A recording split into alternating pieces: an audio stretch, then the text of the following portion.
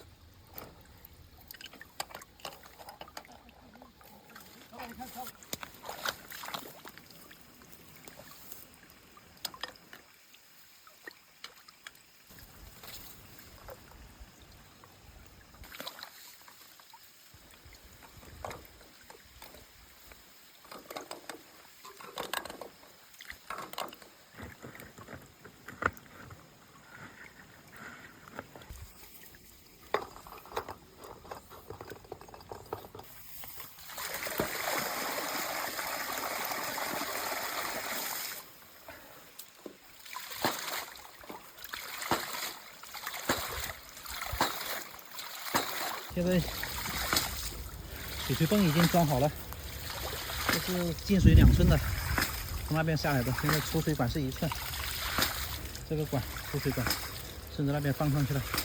然后我们上去看一下水量，它这个是2米的进水高度，最大压力可以到0.8，也就是垂直80米的水压。我们可以看一下，现在压力是0。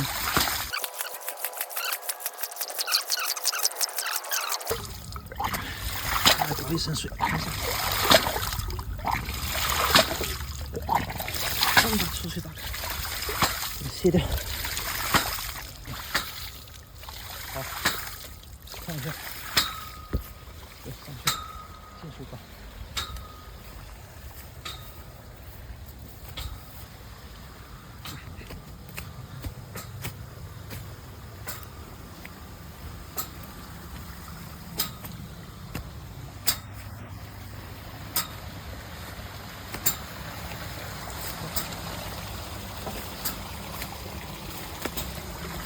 这边是水源，然后一根管出去，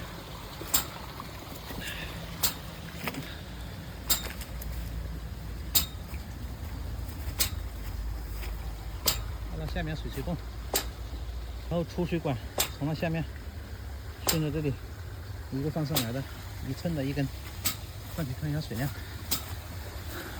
水现在是抽到上面去了，这上面。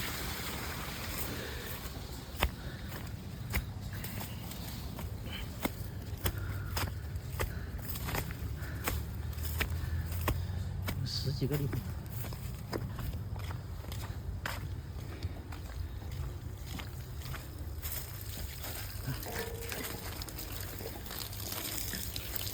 顺着改，